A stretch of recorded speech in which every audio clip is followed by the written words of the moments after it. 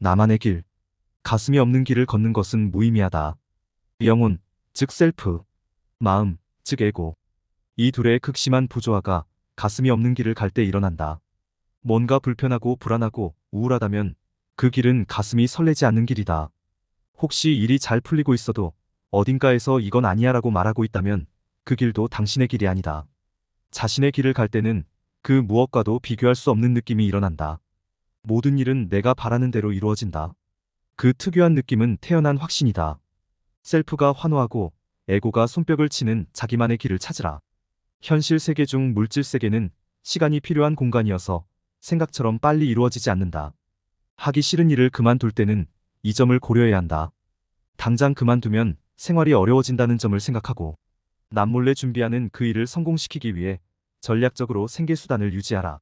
그러면서 나 자신을 위해서 살기 위해 스스로 마음에 드는 일을 하기 시작하면 세상 만사가 그에 부응하여 스스로 딸려온다. 외부 의도가 발현되는 것이다.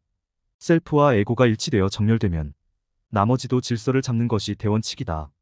셀프 에고의 정렬을 위해 수많은 철학과 종교가 가르침을 베풀었지만 에고 셀프의 상태에서는 이 가르침을 수행하기가 쉽지 않다.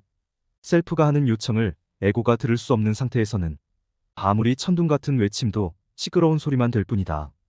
특히 에고는 자신의 길을 가는 것을 셀프가 막을 것을 두려워한다. 에고는 셀프가 주인인 것을 안다. 그래서 에고의 마음에 들지 않는다. 에고는 물질 세계가 전부인 존재이기 때문이다. 이성적이라고 말하지만 사실 에고가 강한 사람이다. 실제로 이성적이라면 현실 세계에 대한 좁은 견해를 가질 수 없다. 이성이 정말로 작용하면 현실 세계에 대한 지혜로운 이들의 수많은 의심과 질문을 피해갈 수 없다. 진지하게 고민할 영역이 이미 밝혀진 영역보다 더 원대하고 깊다. 아직도 심해의 깊은 곳에서 무슨 일이 벌어지는 줄 모르는 에고에게, 아직도 우주의 기원에 대한 확실한 답을 알지 못하는 에고에게, 확실함이란 바로 자기 자신을 거울에 비춰본 그 모습뿐이다. 쉽게 말해 자기 수준에서만 알 뿐이다. 알이란 것을 경험이 아니라 존재로 생각한다면 알은 존재하고 그것과 연결되는 것이 더 필요한 것임을 깨닫는다. 셀프는 인간에게 주어진 놀라운 축복이다. 불심으로 그리스도로, 지혜로, 잠재의식의 능력으로 표현되는 이 존재는 에고와 동행하는 인간을 성장하게 하고 인간을 인간으로 존재하게 하는 존재의 중심이다. 이 중심의 자리에서 에고가 왕노릇을 한다든가 에고가 셀프를 학대한다든가 하면 삶의 질서는 흐트러지고 에고는 자신의 노예가 되어 감정의 지배와 신경의 통제 속에서 자유를 잃고 만다. 반대로 셀프가 주인이 되면 모든 것은 자연스럽게 물 흐르듯이 이루어진다. 될 일은 되고 안 될 일은 안 되면서 거대한 물결 속에 삶은 자유를 얻는다. 신나는 트랜서핑을 즐기게 된다. 영혼, 수호천사. 지금 당신은 견디기 힘든 상황인데 의지할 사람이 아무도 없는가? 그렇다면 자신을 위해 수호천사를 만들어줄 수 있다. 당신이 천사를 믿으면 천사도 당신을 위해 존재해준다. 반대로 믿지 않는다면 당신에게는 천사가 존재하지 않는다. 우리의 마음 습성 중 하나는 그것이 있다면 믿을 게이다. 그런데 반대로 그것을 믿으면 있을 게일 수 있다는 생각을 해보자. 거울은 뭔가 자기 앞에 있으면 보여준다. 세상이란 거울은 우리의 물질 세계의 층만을 보여주지 않는다. 이 이중 거울은 우리의 비물질 세계의 층도 보여준다. 그래서 보이지 않는 것도 보여줄 수 있다. 거울하면 떠오르는 유명한 인물이 백설공주의 계모마녀이다. 그녀의 거울은 보이지 않는 것을 보여준 거울로 유명하다. 정확히 마녀의 마음을 비추어 주었다. 세상이란 거울은 우리의 믿음이라는 비물질 세계의 에너지를 비추어 준다. 믿음은 강력한 에너지이다. 믿음으로 상상하면 그것은 비물질 세계에서 형태를 잡는다. 그리고 물질 세계에 형상화된다.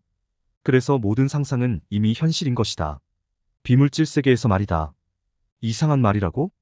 누군가를 좋아하는 마음이 일어나는 이 현상을 신경과학, 뇌과학은 물질적으로 설명하고 있다.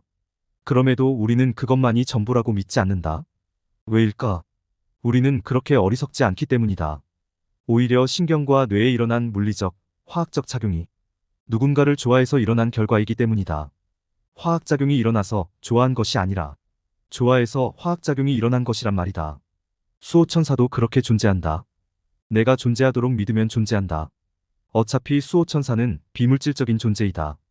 그리고 이 수호천사가 물질 세계에 영향을 주고 나를 수호할 수 있는 능력은 내가 감사하고 사랑할 때 생긴다. 성경 속 예수의 행적을 보면 수많은 무리를 작은 음식으로 먹인 일이 나온다. 그때 예수가 한 일은 자신의 아버지인 하나님에게 감사한 일이었다. 시크릿으로 유명해진 론다버는 후속작으로 감사에 대한 매직을 썼고 사랑에 대해 시크릿 더 파워라는 책을 썼다. 처음 시크릿이란 책이 믿음에 관한 것이라면 후속작은 감사와 사랑에 대한 것이다. 그것도 엄청난 에너지이다. 이 우주를 존재하게 한 에너지이며 여전히 우주를 운행하는 에너지이다. 이 에너지가 바로 우리 인간에게 흐른다. 미세하게 흐르거나 세차게 흐른다. 졸졸 샘솟거나 폭포처럼 쏟아진다. 감사하라는 말, 이곳저곳에서 많이 들린다. 믿음이란 에너지로 수호천사를 만들고, 감사라는 에너지로 수호천사에게 능력을 주고, 사랑이라는 에너지로 수호천사와 하나가 되면, 수호천사는 나를 위해 못할 것이 없는 존재로 엄청난 일을 이루어낸다.